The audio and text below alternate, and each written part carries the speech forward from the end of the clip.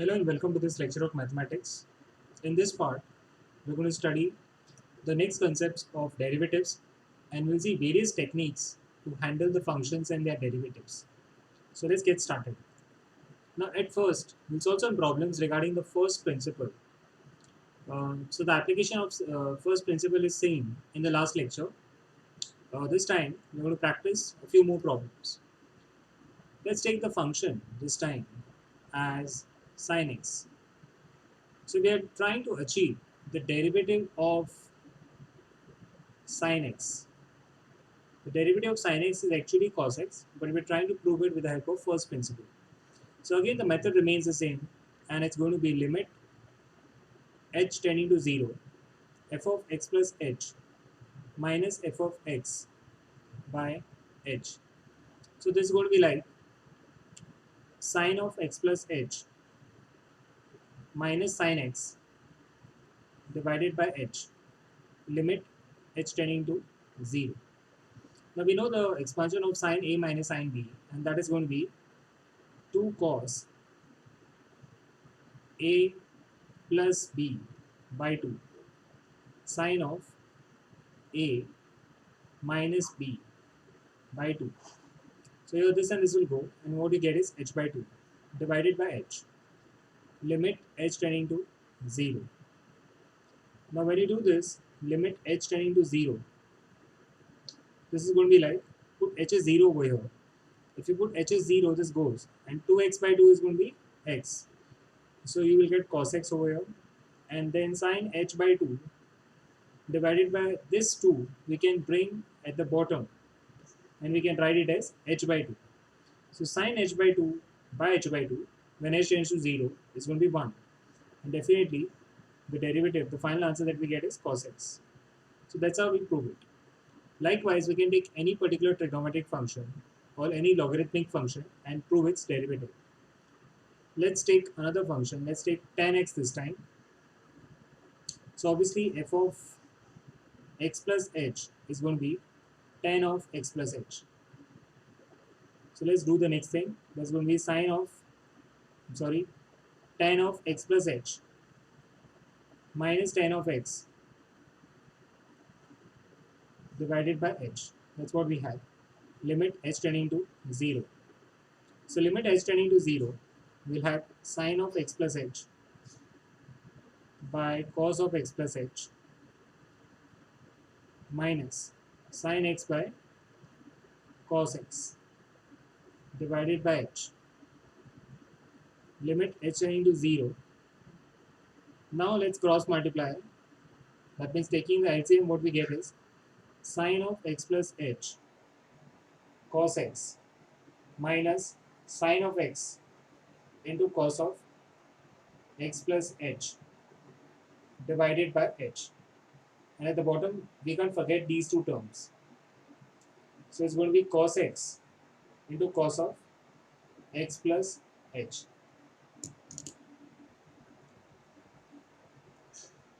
Now, going ahead, what we get is limit h tending to 0.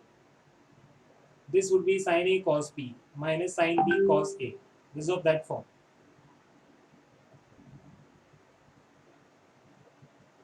So we can write it as sine of a minus b divided by h, and at the bottom we have cos x into cos of x plus h. So you can clearly see that this and this will go, and sin h by h is going to be 1 as h tends to 0. So we put h as 0 over here. What we get is 1 by cos square x, which is nothing but sec square x. That is the derivative of tan x. So these are two examples. Accordingly, we can use any particular function. Now let's take a logarithmic example. So this time we're going to take log of x to the base a. This as the function. Let's see what we can do with it. So obviously f of x plus h is going to be log of x plus h to the base a. So this time we'll have to subtract these two terms. Log of x plus h to the base a minus log of x to the base a divided by h. Limit h tending to 0. So limit h tending to 0. this is going to be written as, using the properties of log, we can write this as ln of x plus h by ln of a minus ln of x by ln of a. So now when we write ln, the base becomes e, and obviously this is going to be h. So what we get is limit h tending to 0 ln x plus h minus ln x, and outside we have to write this ln a and this h. Now let's write this using the properties of log. That's going to be limit h tending to 0 ln of x plus h by x, and what we get is this h. So if I divide throughout, then this term is going to become 1 plus h by x, and we just learned that ln of this term has to be same at the bottom. So now what you get is ln of a into x. So if I divide, then I have to multiply also. So this is going to be 1, and the derivative of this is going to be 1 by x ln a. That is going to be the answer of this question. So this is the final answer. This is the derivative of that function. Let's take yet another function. This time we will choose e raised to root x. Let's take this as a function. Now if this is a function, actually its derivative is supposed to be e raised to root x into 1 by 2 root x. This should be the final answer. Now you won't understand at this stage how I have done this, but I can tell you that this should be the answer according to the methods that you learn later. For now, we'll use the first principle. And since f of x is this, f of x plus h is going to be e raised to root of x plus h. So again, let us apply the limit h tending to 0, e raised to root over of x plus h minus e raised to root x divided by h. So overall, I have this kind of a thing going on over here, and we have to evaluate this according to the rules of limit that we have learned till now. So one thing that we can surely do is probably take uh, root over of x plus h as something, because so the best thing that we can do now is probably take e raised to root x out and see what we get. So e raised to root x, if I take out, then I'll be having something like this: root over of x plus h by e raised to root x minus 1 by h. For convenience purpose, I'm not writing this limit again and again. However, please note that while solving the problem in the paper, you have to write it again. At every step, you have to write the limit. So e raised to root x, this time it's going to be e raised to root over of x plus h minus root x, because this is according to the law of exponents, minus 1 divided by h. Now here at this stage, what we can write is, we can write this as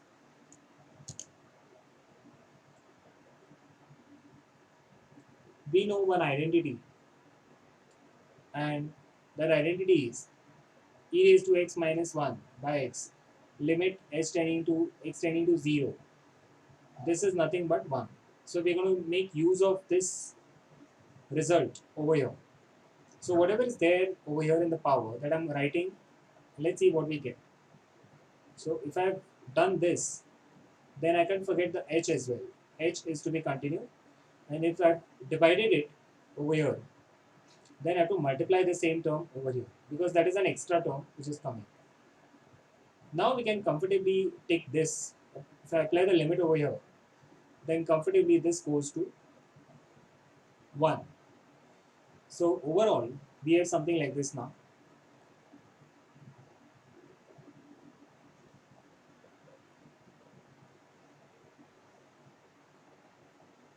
So if you multiply, this is going to be root over of x plus h plus root x. I'm going to rationalize this and see what happens.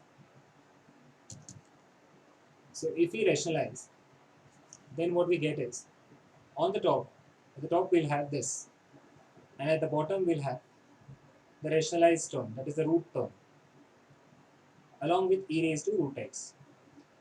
Now you can see that x and x will cancel, and whatever h is there, that also will cancel with the bottom one.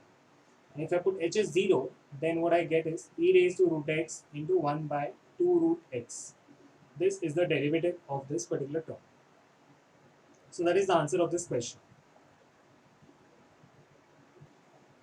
The next thing that we're going to study is actually um, finding the derivatives of certain functions without the use of first principle. So with the help of first principle, we know how to find it. But then there should be a direct method so that we save time. So the first derivative, the first kind of functions are going to be polynomial functions. So if the function is of this type, that is a polynomial function, then we have to understand how to find the derivative. For that, what we will do is, let's take a general function x raised to n,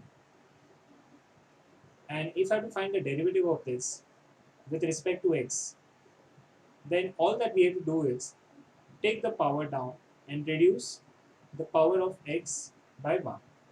This is the derivative of the general algebraic function or polynomial function. Let's take some examples and try to understand with the help of that. The first one is d by dx of, the function is going to be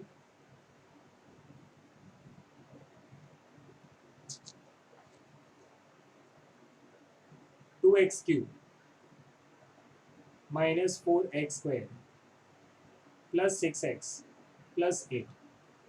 We have to find the derivative of this function. So what we do is, at times it is called f dash x also, or d by dx of f of x. So d by dx, just like plus, minus, multiplication and division, is an operator. So if we apply, then we have to apply on both the sides. 2x cubed minus 4x squared plus 6x plus 8. Now let's see how to proceed further. Now when we have this kind of a function, what we do is, we apply the derivative to every term. Now when I apply it to every term, the constant is going to come out, because constant will never change with x. Only the x terms will change with x.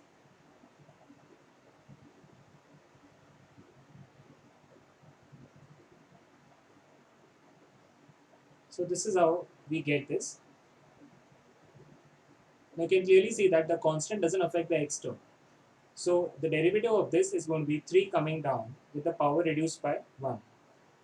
2 coming down with the power reduced by 1. 6 into, the power is already 1, so when it is reduced, it will become 0 and this will become 1. So it is dx by dx, which is 1. Plus this would be 0, because a constant doesn't change with x. So overall, the derivative is going to be 6x squared minus 8x plus 6. Let's take some more examples so that you get a better feel of this. This time we have the function as 1 plus x squared plus x cubed, so on, till x raised to 50. We have to find f dash of 1. That means first we have to find the derivative and then substitute x equals to 1. Let's see what we can do over here. So f dash x is going to be, you can clearly see that derivative of 1 is going to be 0. Derivative of x is 1. Derivative of 2x would be 2 times x, because the 2 comes down and the power of x is reduced by 1. The derivative of x cubed will be 3x squared, and so on. The last one would be like 50x raised to 49. So every time the power of x is reduced by 1 and the coefficient, that is the power, comes down. Now if we put x equals to 1 in this, we will get something like this, 1 plus 2 plus 3, and this thing, which will go on till 50. So the sum of all these numbers till 50 is given by an expression called as n into n plus 1 by 2, which you have learnt in sequences and series. Now n over here is 50. So the answer of this question is going to be 50 into 51 by 2. This is going to be 25 into 51. That is 1275. That is the answer of this question. Let's take another example. This time, let us take a function u, which is given as 7t raised to 4 minus 2t cube minus 8t minus 5. We have to find du by dt. Now du by dt actually means finding the derivative of the function u with respect to t. So let's do that. Du by dt, this is going to be d by dt. That means derivative of this function with respect to time. Not time is such, but t is the variable over here. It can be anything. So again, it's the same method. Take the constant out, and this is going to be d by dt of t raised to 4. Take the constant out, and it's going to be d by dt of t cube. Take the constant out, again it's d of t by dt. And finally, derivative with respect to t of 5.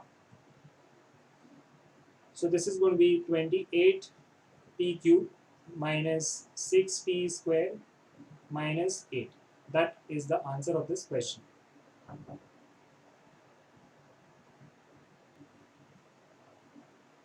Now let us see a few more techniques to handle the derivatives. Let's say that instead of subtraction or addition, we got a function which is a product of two functions. So first function is different and second function is different. Both are multiplied and then the function is formed. So if we want to find the derivative of this, what we do is first derivate the first function into the second function as it is. And then next time we keep the first function as it is and then derivate the second function. Let's take an example. Let's say that the function this time is x minus 1 into x square minus 2. So this is like u and this is v. So f dash x, or the derivative, is going to be derivative, the first function, second function kept as it is, into the derivative of the second function, and then vice versa. So this time it's going to be d by dx of x square minus 2, and this kept as it is. Now let's continue further and see what derivatives we get.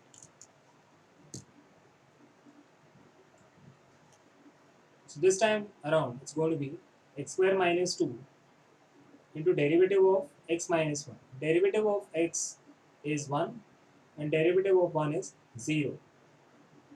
Derivative of x square is going to be 2x and derivative of 2 is 0. So this is what we get. Now let's multiply this and see what we get finally. So overall what we get is 3x square minus 2x minus 2. That is the answer of this question. Let's take some more functions so that we understand them better. This time we have to find the derivative of the function ax plus b into cx plus d the whole square. So derivative of, now we will do one process which will simplify the entire derivative process. So u is ax plus b and u dash, that means du by dx would be a, because derivative of ax is a and derivative of b is 0 because b is a constant. Similarly, b is going to be cx plus d the whole square. So dv by dx is going to be, you can see that this is a linear term. Take this 2 down. So it's going to be 2 times cx plus d and raised to the power of 1. Also, you can clearly see that there is cx plus d separately inside. So we have to derivate that as well.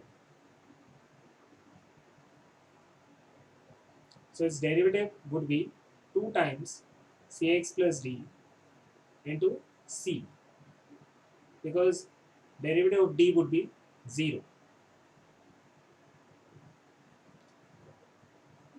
If you want to do this by the product rule, you can do it by the product rule as well, because you can see that Cx plus d the whole square means Cx plus d into Cx plus d. So first time we find the derivative of this into this function. Second time we find the derivative of the other one into the first function. So overall what we get is 2 times Cx plus d, which we have got over here. Now that we have understood this, it's a time for application. So derivative of the first function a into the second function as it is, and derivative of the second function, that is 2c Cx plus d into the first function as it is. So when we open this up, we get the final answer.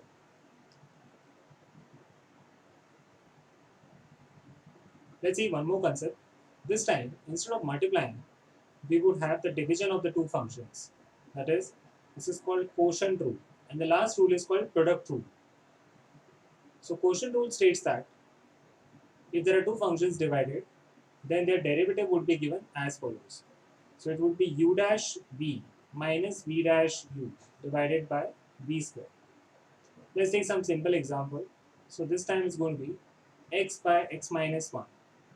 So u dash is going to be derivative of x with respect to x, that is 1.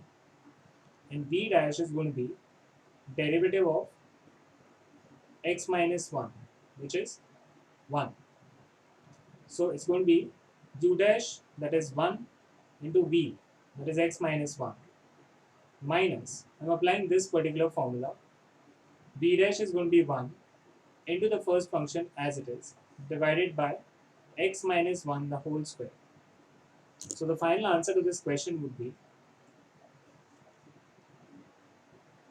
you can see that x minus 1 minus x, this and this will cancel out, and what we get is x minus 1 the whole square. So final answer is minus 1 by x minus 1 the whole square.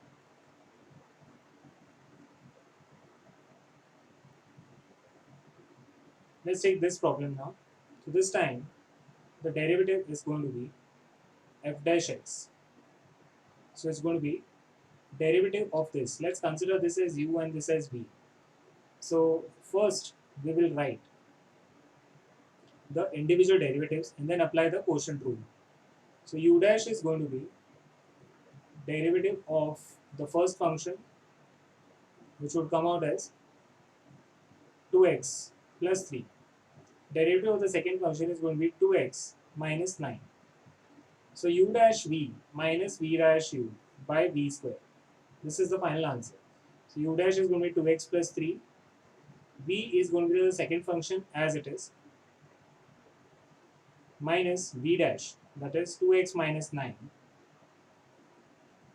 into the first function as it is, which is going to be x square plus 3x minus 9 divided by square of the bottom function. That is going to be the answer. Of course, we have to open this up and simplify the problem and write this. But once we simplify this, that's going to be the answer.